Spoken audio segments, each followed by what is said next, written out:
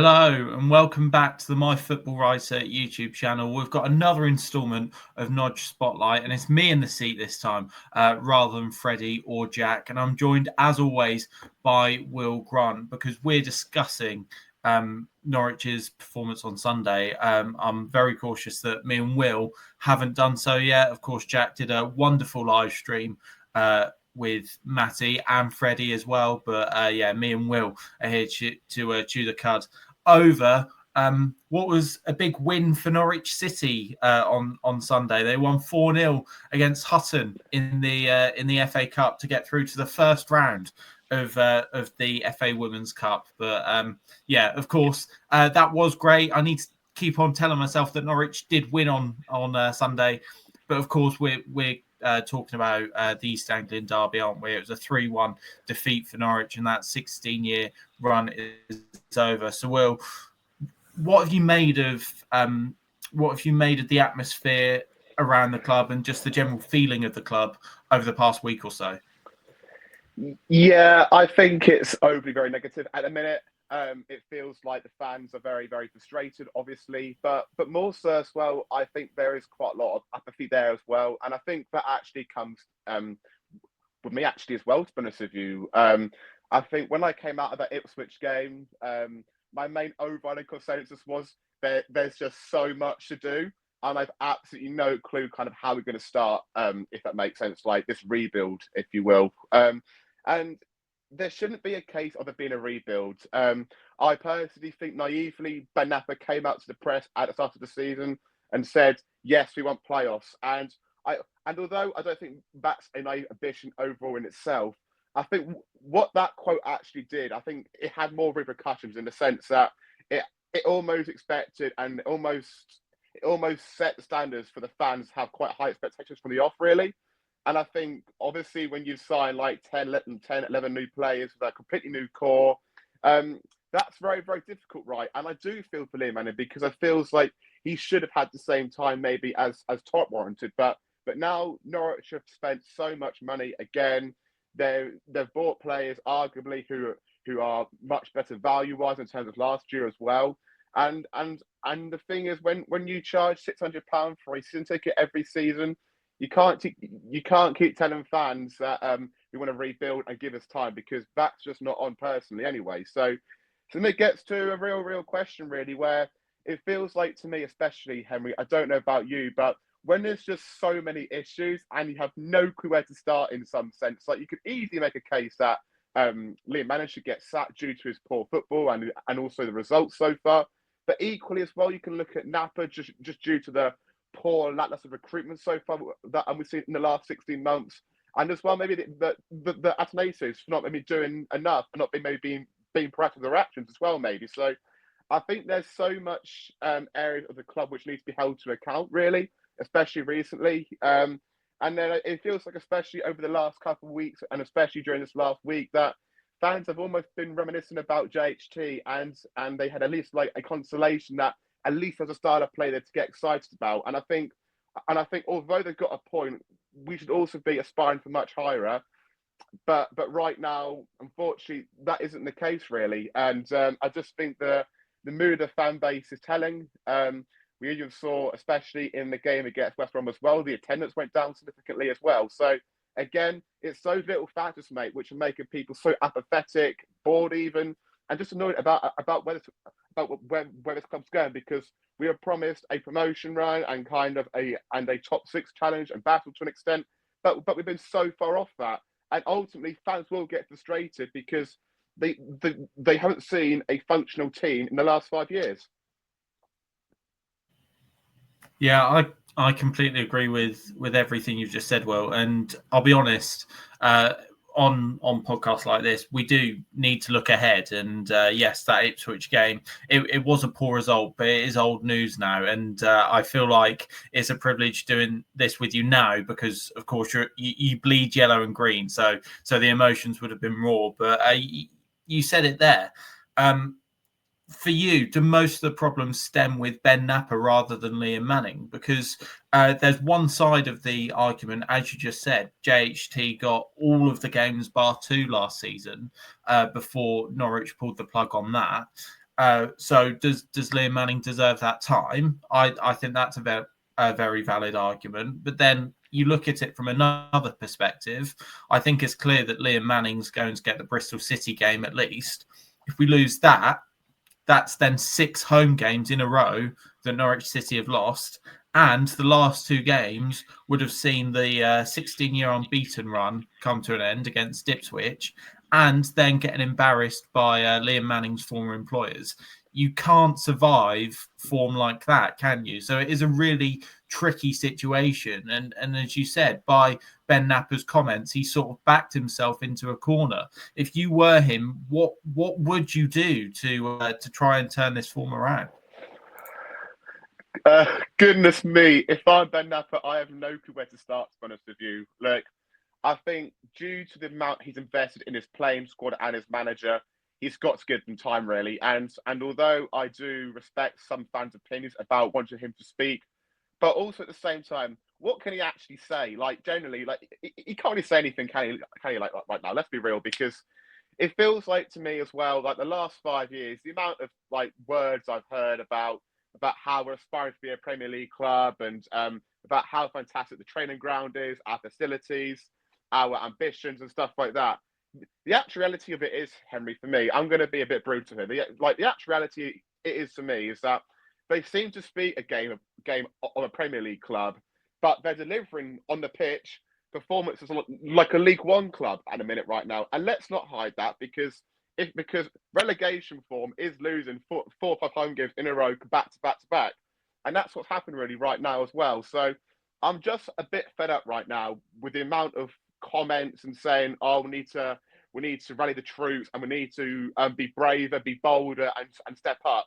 We've heard that for the last 5 years, and there's been no delivery, there's been no action, and it's really annoyed me as well, really, and just and to be honest with you, this is why I wasn't overly excited, absolutely hyped about these new signings in the summer, because we've been here before where Notch have had such a great window. I was like those fans. I remember in our second season under fucking the Premier League when we signed Rashika, Billy Gilmore on loan. I was overly excited. I was hyped for it. And I was really excited about our prospects. But I got let down terribly. And right now, the same has happened again, really. So it's just really difficult right now. And when you analyse the Knapper situation a bit deeper as well, you've got to look at his recruitment over the last 16 months so far. Look, I know like the large majority of his players probably were aimed at having like long-term potential. So I still do think there's still like the jury like is out on some of those signings, absolutely. But you've also spent a huge amount of money on players like above £5 million. You look at the likes of Eurosec, Cernach, Forson. Like, have those guys like actually delivered that price tag yet, or shown glimpses that they can do in the future for us? No, that's the answer, and that's where it gets so frustrating. I think even we saw that in Manning's presser post Wrexham, where it felt like he actually added some players as well, just saying that their performances haven't been good enough. And even as well, maybe I look back to Cordoba. Actually, surprisingly, I thought he had an absolutely horrific game against West Brom, but against Ipswich, he was actually okay. But the fact of the matter remains, Henry, mate, is that we see these players have one good game every 5 games, but the reason why they're at Norwich still is that they can't back it up, and that's their issue. Like, we'll show some promise, maybe one performance every month, but then the next week we'll look absolutely poor, and that's just, like the reality of that. And the thing I also want to say as well is that the likes of like Mirko Topic should be signed for £4 million. Pelly Matt, albeit the jury's still out on him because he's only been at the club for such a little amount of time. Like, those players cost £3-4 million. Like, if you ask half this league, like the likes of Preston, for example, if they had the luxury to spend £4 million on a player, they'd be absolutely chomping at the bit to do so, and they probably sign someone maybe of a better value and caliber. But the issue is, it feels like us signing these like players for £3 million, £4 million, like they're actually average, and you just expect a bit more from them. You really do in this league, especially. So it just feels like as well the squad has been almost assembled in a way where there's a lot of players that you can have such high ceilings, but right now they actually aren't proving that at this minute, and that's what we need right now. Because I think obviously I forgot who it was. It might have actually been Chris Gorham, actually. He said it on his post Ipswich analysis. He said that I think we were only 8 points off relegation last year. Well, the reality is, Norwich I've got worse, and the only kind of explanation and kind of conclusion you can make for that is that our league position is going to get worse as well. So there's just so many factors for me where it feels like we've assembled a squad which could have such a high ceiling, but the issue is we actually need like some more steady operators in this league who can actually prove and deliver. Like the likes of Harry Dyer was a great signing, but who else do we actually sign of that caliber and that kind of level and that kind of almost like profile to an extent? Who else did we sign of that caliber to kind of complement Darling and kind of build a squad around? Because right now, mate, our core is so unrobust, and I touched on this at the end of last season as well. Norwich didn't have a set core last summer whatsoever. I think the only players at the end of last season who I was actually confident might actually step up this year will be Callum Fisher and Jacob Wright. And even those guys can't actually get in the team right now. So we're just so unsettled, mate. There needs to be time for them to kind of get their act together. But also, they are so under the cosh as well because the fans are demanding now. They've seen this process crap for 16 months now. They want results, mate. And ultimately, it's not occurring. I'm sorry for my ramble there, but ultimately, Ben Knapper so far in terms of what he's delivered on the pitch for us, in terms of recruitment and off the pitch in terms of his high aspirations compared to our lacklustre showings, then arguably I think he's had quite a poor 16 months. But to be honest with you, because we are so far off to what we were 5-6 years ago.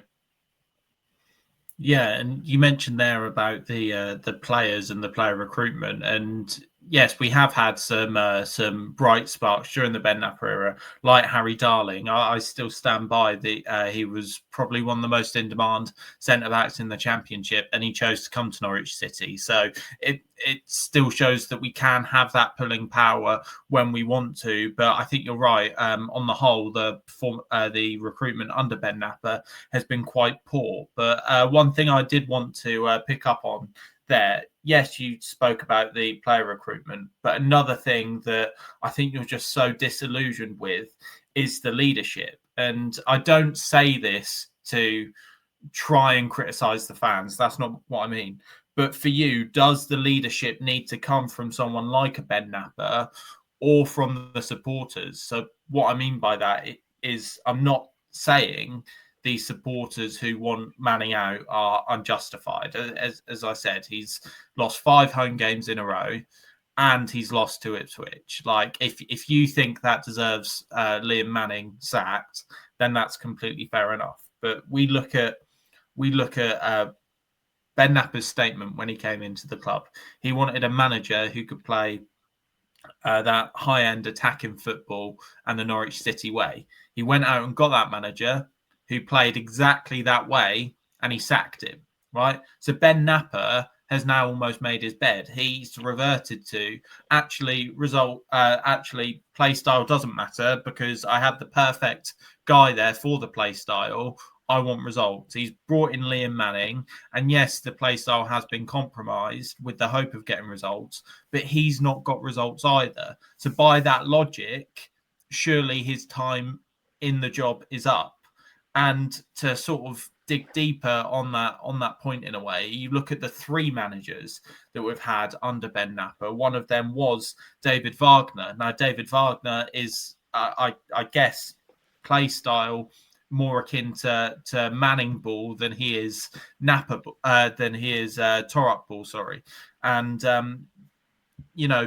the overwhelming majority of fans after that playoff campaign wouldn't have argued against his sacking either. So do we need to think of it of, well, hold on, play style is the only thing that matters here and give a manager like Torok time? Or if we were to sack Manning and maybe get in someone, obviously not David Wagner, but someone of his ilk who maybe doesn't play the best football, but does get results, do we need to just stick with that if we are winning on the pitch? What do you think on that? Mate, I don't think the issue is we're just so confused what Knapper actually wants. Like, genuinely, it feels like he wants a manager that can control a game, look defensively sturdy, can make underperforming players actually perform, and then just try and just create miracles out of nowhere, really. And that is just difficult to do in football. Like, you can't, like, there isn't a perfect manager out there to an extent who can kind of cover all that criteria. Like, it's just really, really difficult and almost impossible to an extent as well. And I think the issue I've got with Ben Knapper as well is that he speaks a great game in terms of he wants to build a long-term project whatsoever, but I don't think he actually sticks by his word at all, really. And I think although it's so good hearing the words before a new project and how you're going to stick with him, like, just show a bit more dedication and a bit more courage to your man, really, and just try and see how things go, really. Because if you're changing long-term aspirations and kind of criterias monthly, yearly, it's just not sustainable whatsoever as well. Also, a point about that, as well as I think Knapper spoke about youth integration as well about 18 months ago. That has been so far non-existent this season whatsoever. I know Elliot Miles gave the site that. I know those guys are also currently injured as well, but still, production line, like, has that been prevalent this year? No. So then again, as well, like, it feels like Knapper has so much almost criteria points he actually wants from his manager that it's actually so hard to find. So then you've got to try and prioritize which ones you actually want right now. And I don't actually know what Ben Knapper actually wants, because right now, mate, Knapper's gone from having a very ideological coach in Johannes Hoff-Torup, and now he's gone for an out-and-out pragmatist in Liam Manning, mate. And like, that just doesn't really scream to me like an aligned like hierarchy at all, really, and an aligned almost like aligned decision making as well. It just seems so scrambled and far fetched as well. But anyway, on to Manning. Yeah, I do feel sorry for Manning in a way, because he's had to inherit a group of players who have arguably underperformed now for the last 18 months. I know there's been so much player turnover as well, so that's also a reason to kind of defend him as well. But the issue I've got with Manning is that we look at poor team defensively, and at times I have no clue how we're going to score a goal. And now also Sargent looks very, very isolated as well. And that's a real issue, because I think how we're going to get the best out of this team, or how Manning's going to get the best out of this team, is trying to get your key attacking players in the right positions. And right now, Sargent is getting about 15 touches a game. So he's clearly failing in that standpoint in a minute. But I'll also level it out as well. I think he is showing some progressions with the team in terms of our work with the high press. I think for the first half against Ipswich, that was quite impressive. And you could actually see it's been very, very successful at regaining territory high. That's got to continue in the next bank of fixtures, absolutely. But we just need to see more creativity, mate. Like, it's just so bland right now at the minute. It's just the style of play. It's just so slow, boring, and it's just not getting me excited really at all. I think we all go to Carrow Road. We pay such good money to see exciting style of play and hope we see us getting some results. But more so importantly as well, we like to see a team who are controlled and kind of know what they're doing. But right now it just feels so aimless. And I think Lee Manning has got a style of play. I will say that. But the issue is it's so complicated, and you need the right personnel at the club.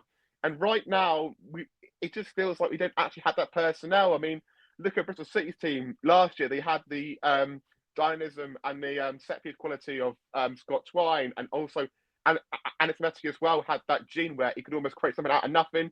Do Norwich have that right now?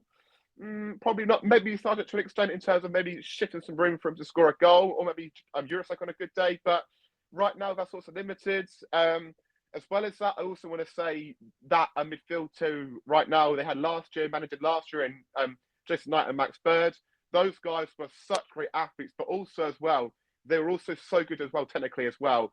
And I just don't think Mirko Topic and Pally Matson kind of both have that physical game and also technical game. I think they both had that kind of physical game to an extent, but I'm just not so sure about that technical game. Hence why our ball progression has looked so poor recently as well. So, mate, there's just so many factors I'm really at the minute where I just don't really feel kind of proud of my club at the minute. Like, Manning isn't getting me off my seat. I'm not excited to go to Carrow Road anymore. I'm just not, and that's just really how I feel to be honest right now. But then again, if our good away form was actually good at Carrow Road, would it maybe be better? maybe slightly, but still, mate, the style of play it's not getting me excited, and that's a major concern. So before we move on, I just have to ask you, as a Norwich fan who goes week in, week out, home and away,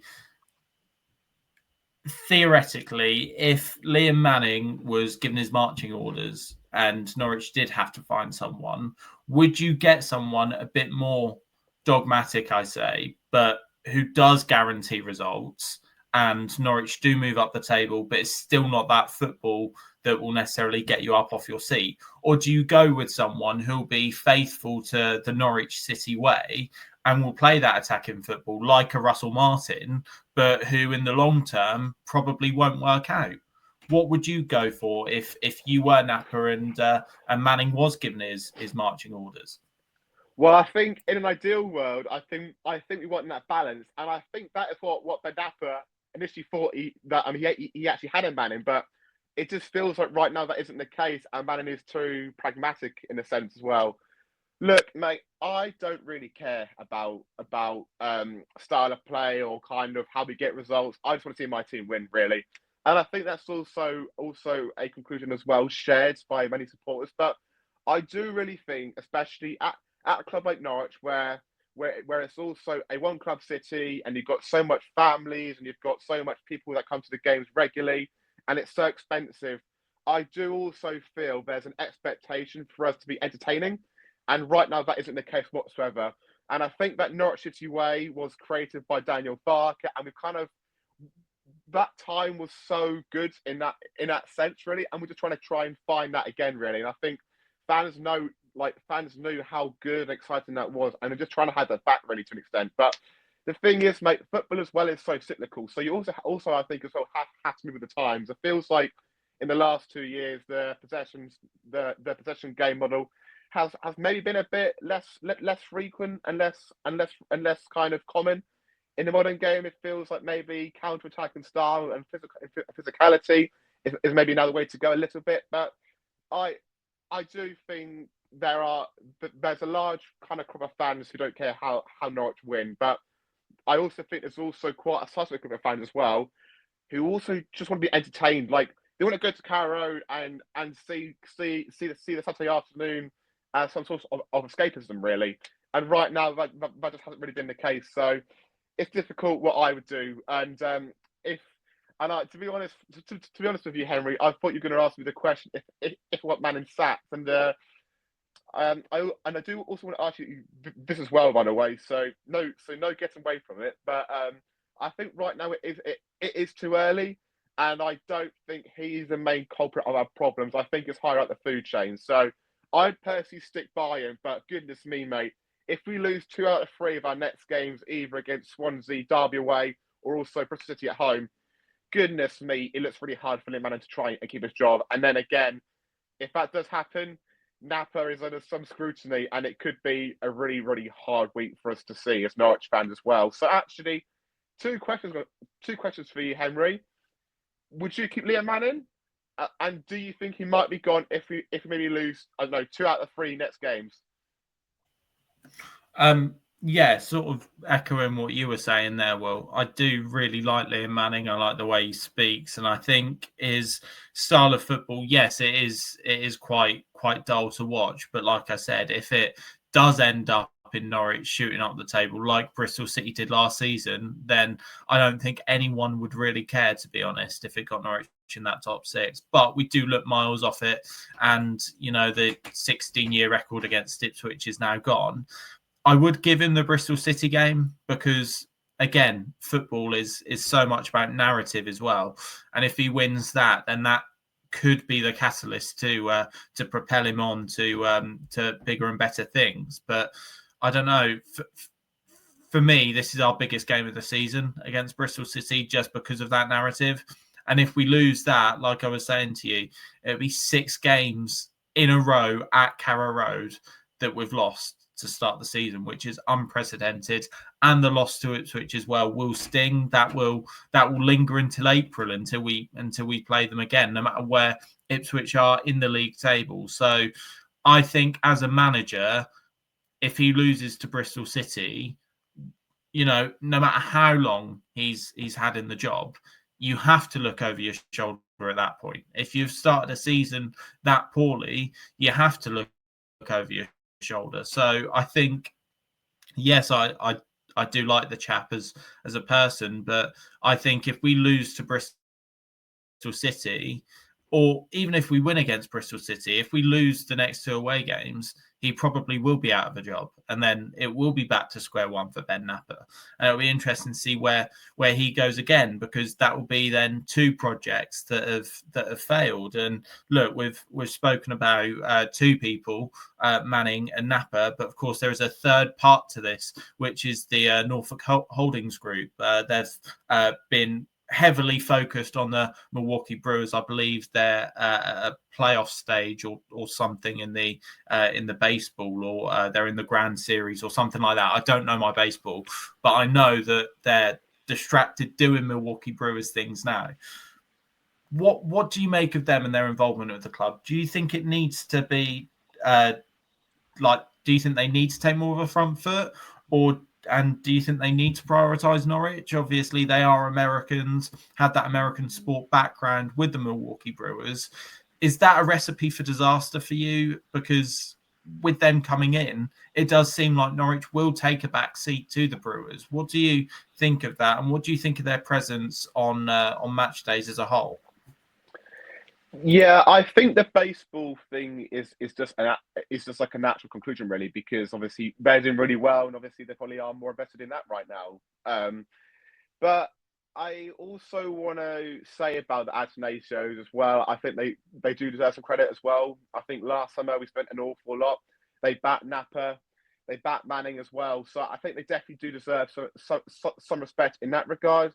I think the thing which I probably like is just having someone, whether that's in like their group, or just someone just to kind of be in around like the training ground just every day, really, just someone like a representative who's just watching things and kind of seeing how things play out, really, because I know obviously Mike and obviously his father, they aren't the most, obviously before they came here, they weren't the most knowledgeable people regarding football, really, and kind of how that cycle works. But I think if they knew someone or had some representation actually in Norfolk every day, seeing what's happening in the training ground, I think that'd be very, very useful for them personally. But obviously, I think that's one thing which I would like to see. I think going forward, obviously, I don't know if that's going to materialize, but I think they definitely don't deserve all the stick at their door. But personally, if it's a club and investment that I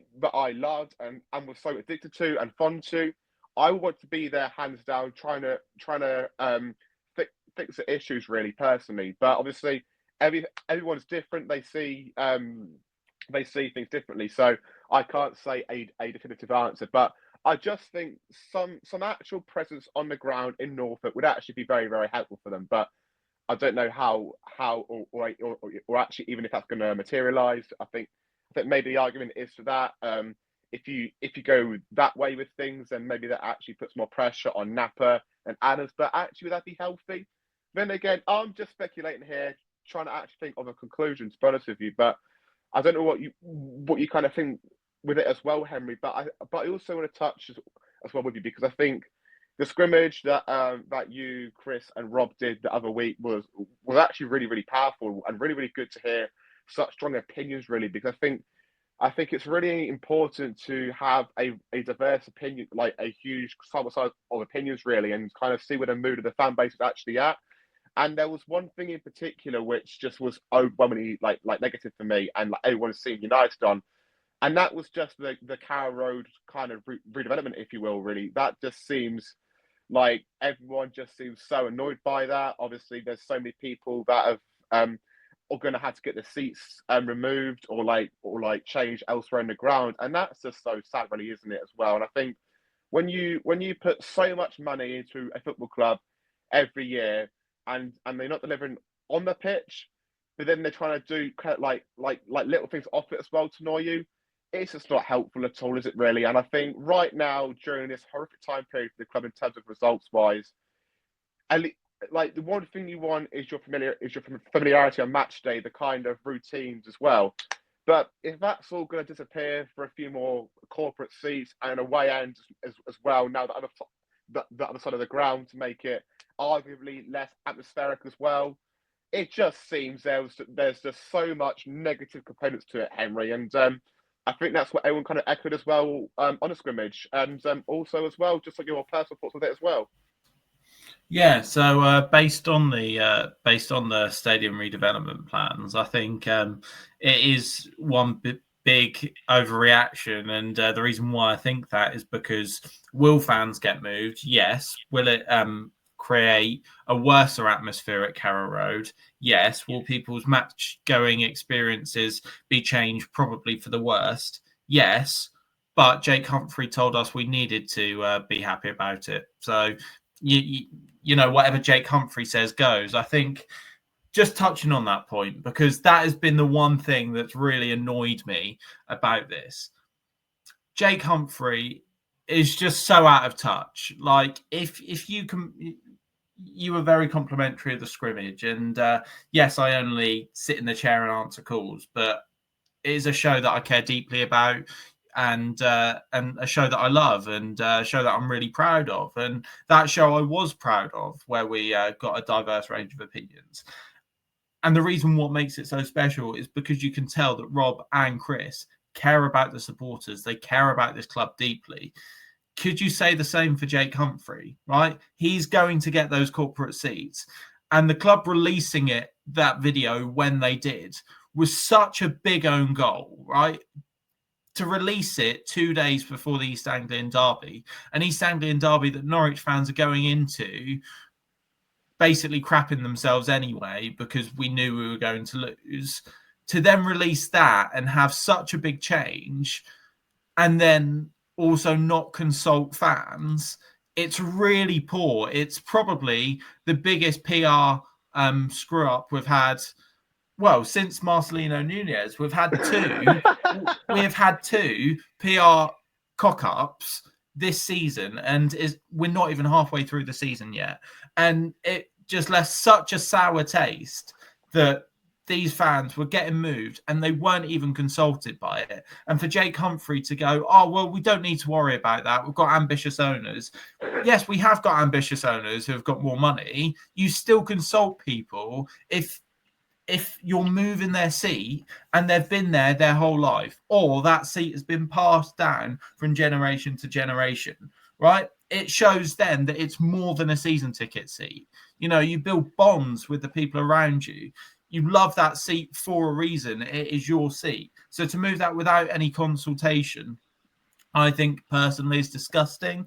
And I think for Jake Humphrey to make those comments when you know, he's going to have these corporate seats anyway. He might have a freebie from the club, who knows, in terms of his match day going experience. It's disgraceful. So, Jake, if this video does reach you, please do better. Do better because, yeah, as he said in his tweet, the response to this has been overwhelmingly negative. So if he's telling people to be positive, but he can see that the response is overwhelmingly negative, surely that tells you all you need to know, that the club have made an absolute disaster by it. And what you were saying there, Will, about the atmosphere, whether Norwich City win or lose, the most vocal part of the stadium is the Barclay and the Snake Pit. Having the away end in a close proximity means that they can bounce off us if the away team wins, or if the home team wins, we can bounce off them. It creates a better atmosphere. To move them completely the other side of the ground, the atmosphere will be non-existent. The atmosphere will be non-existent at all. You can't really give them stick because they're all the way over the other side, and vice versa. And as well, like just little things. Like I had someone ring up when we were doing the scrimmage, and they made quite an interesting point about penalties. If we're having a penalty at the river end, right, all of our fans will get behind that player to score a goal. If that was now with the away fans at the river end, that would put more pressure on our players. And so I think from that perspective, it's awful as well. And as you said, just to get a few more corporate seats in, It's disgusting. And Norwich City pride themselves on being a family club. You know, with Delia and Michael in charge, they were very much family orientated. Don't get me wrong. I think had they have still owned the club, this thing exactly would have happened and played out exactly how it has done, because they would have seen it as a business viewpoint. But the whole point is there is a narrative that Norwich City are a well-run family club. If you're a family club, you cannot consult moving families' seats without even telling them. It's disgusting. And for me, right, because, you know, Norwich City are just going through such a barren run on the pitch, I've almost switched off to that now. Whereas this, I can't do because it's the Norwich fans. And to have their complete Saturday routine completely up in arms now is disgraceful. And yeah, Jake Humphrey should do better, and the club should do better as well. And the fact that they've not even come out and consulted fans about this is disgraceful. For me, there's just so many factors right now with this club, Henry, where it's just like, oh goodness me, not another thing as well to be more annoyed about, and it just feels like, mate, there's just one thing which just keeps on stacking up, and at the end, it's just going to be just a sad morgue, really, isn't it? And then fans will start to disappear, fans will start to not chant, fans will just not be interested anymore, really, and that is just a sad thing, really. It just seems there's such a combination of things which and almost things have changed which are happening, and it just feels like none for the better at the minute as well. Like, who knows who knows, the Wenson might be the new cop, but I highly doubt it.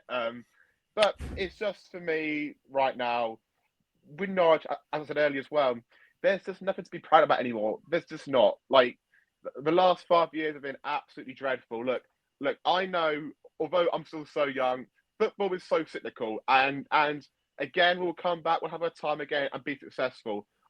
That's how football goes, and I'm not oblivious to that at all whatsoever. But it just feels like right now, mate, just go to Carrow Road. It just is a bit of a chore in it, really, at the minute, and that isn't kind of what you want, really. And when there's no promising signs or things of excitement, of real excitement to kind of get your head around or get like hyped by, it's just like, is there actually a point in going? And I think that mindset and mentality will start to be more common within more supporters, and then that can lead to worse attendances, really. So, look, obviously, my love for Norwich will never change.